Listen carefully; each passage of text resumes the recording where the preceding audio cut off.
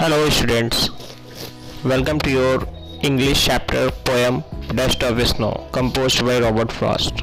In our previous topic we understood about the poem Dust of Snow, that how the thinking of poet Robert Frost changed when the dust of snow shook down on the poet.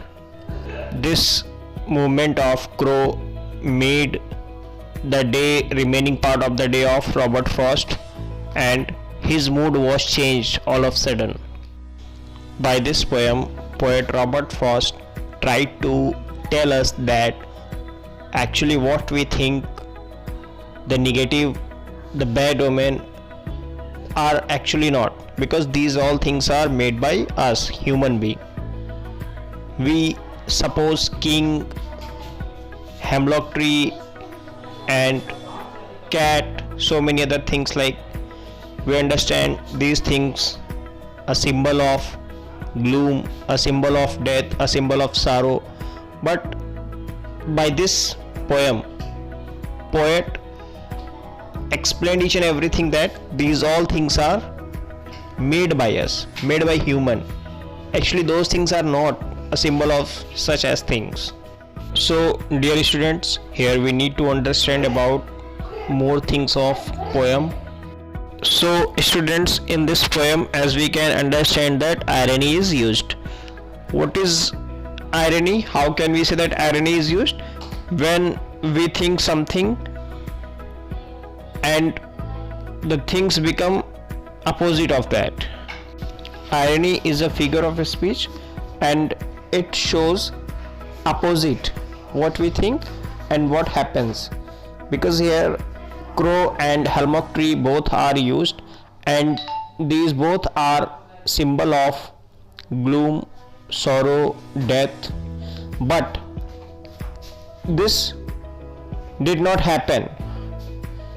Both became very good symbol for the poet, because poet's mind changed and poet's remaining part of the day saved. Poet became very happy.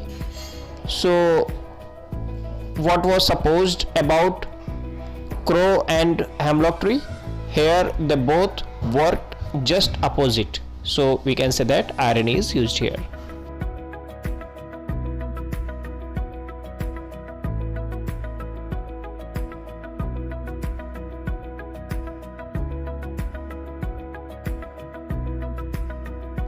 So students, here we can say that in this poem, enjambment, poetic device is used. What is enjambment? The continuation of a sentence without a pause beyond the end of a line, couplet or stanza. So here we can see in this poem, one stanza, it is written, the way a crow shook down on me the dust of snow from a hemlock tree. Here in the first stanza, no any mark like full stop, comma is used here. The same thing is repeated in the second stanza also. Has given my heart a change of mood and saved some part of a day I had rued. In second stanza also we can see that there is no any full stop between the lines or the words.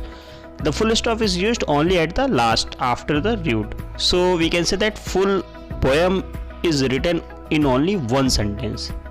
So we can understand that here it is a continuation of a sentence without a pause beyond the end of a line, couplet or stanza. That's why here enjambment, poetic device is used. I hope you understood it.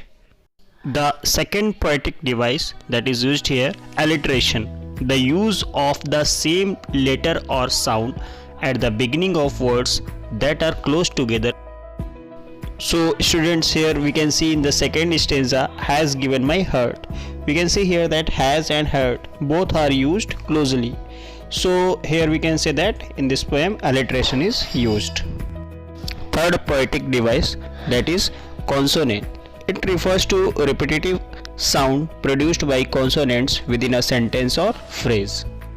In the last line of poem, of a day I had rued, here we can say the consonant of D is used in the last continuously 3 words. They had rude. So we can say that here the consonant sound is repeated.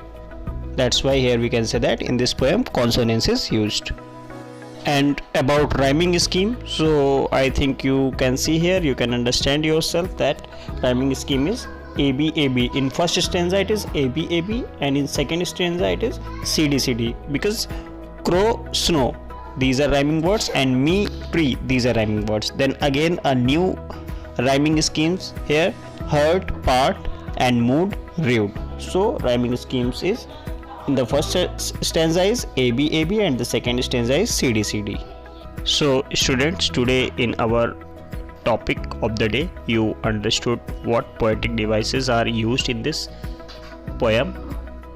So I hope all of you understood each and everything about poetic devices and other things which are used in the poem.